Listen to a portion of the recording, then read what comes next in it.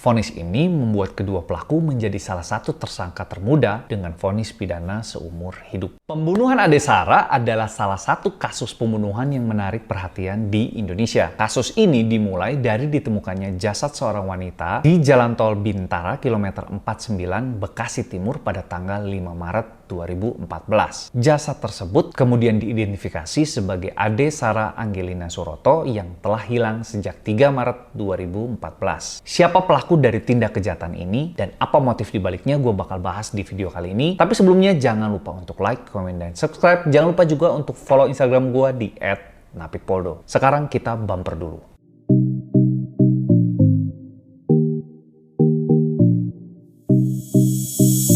Pada 5 Maret 2014, seorang perempuan muda ditemukan tewas di pinggir tol Bintara, Bekasi, Jawa Barat. Perempuan itu kemudian teridentifikasi sebagai Ade Sarah Angelina Suroto berumur 19 tahun yang merupakan mahasiswi di Universitas Bunda Mulia, Jakarta Utara. Berselang 3 hari penemuan jenazah Ade Sarah, polisi berhasil mengungkap pelaku pembunuhan. Ade Sarah merupakan anak tunggal dari Suroto dan Elizabeth Diana. Ade Sarah adalah alumni dari SMA 36 Jakarta. Setelah lulus, Ade Sarah melanjutkan kuliah di Universitas Bunda Mulia.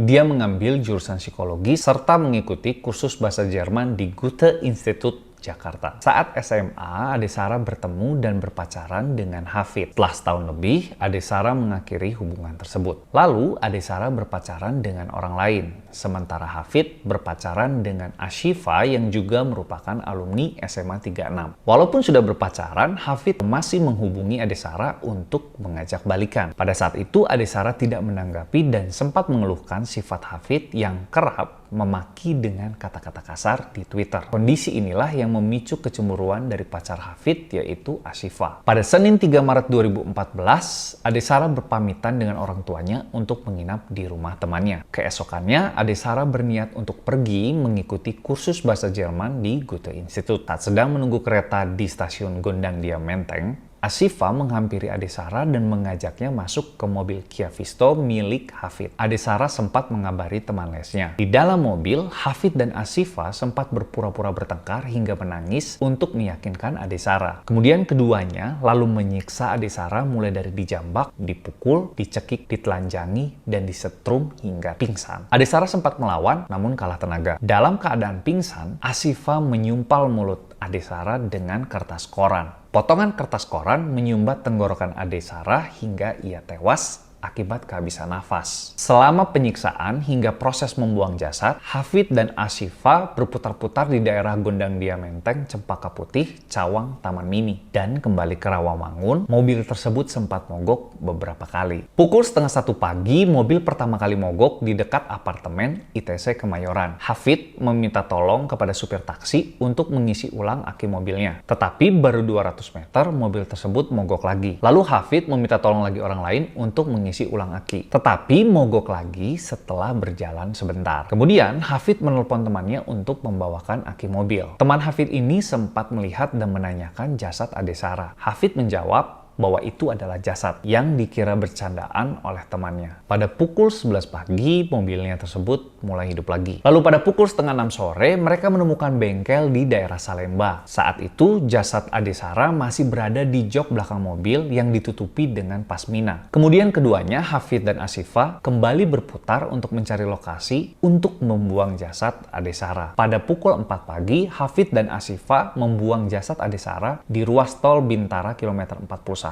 Bekasi Timur. Jasad Ade Sarah kemudian ditemukan oleh petugas derek jalan tol bernama Didit Hermansyah pada pukul 5 pagi. Jasadnya berhasil diidentifikasi melalui gelang Java Jazz, sidik jari, dan elektronik KTP yang ditemukan di dekat TKP. Berdasarkan hasil otopsi kepolisian, Ade Sarah tewas karena kehabisan nafas akibat potongan kertas koran di tenggorokannya. Sejumlah luka lebam ditemukan di beberapa bagian tubuhnya. Jasad Ade Sarah lalu dimakamkan pada 7 Maret 2014. Selama pemberitaan meninggalnya Ade Sarah, Hafid dan Shiva berpura-pura kaget dan menyampaikan bela sungkawa melalui media sosial yang kini telah dihapus. Hafid lalu diamankan saat sedang sedang melayat Ade Sarah di Rumah Sakit Cipto Mangunkusumo. Sementara Asyifa ditahan saat sedang mengikuti kegiatan belajar di Kalbis Institute. Motif Hafid diketahui belakangan menghabisi Ade Sarah adalah karena kesal dengan Ade Sarah yang tidak mau diajak berkomunikasi setelah mereka putus. Sementara itu,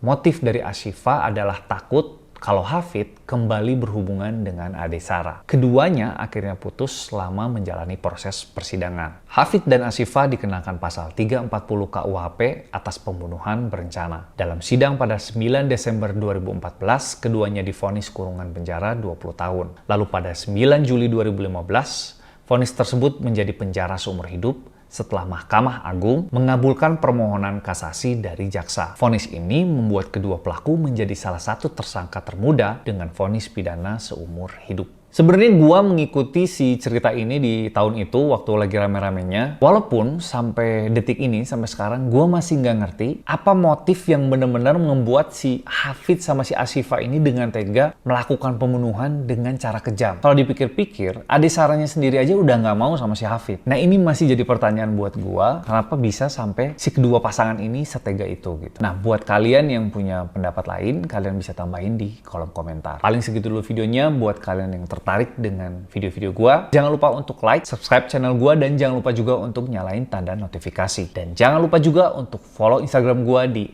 @napitpoldo. Sampai ketemu di video berikutnya. Dah.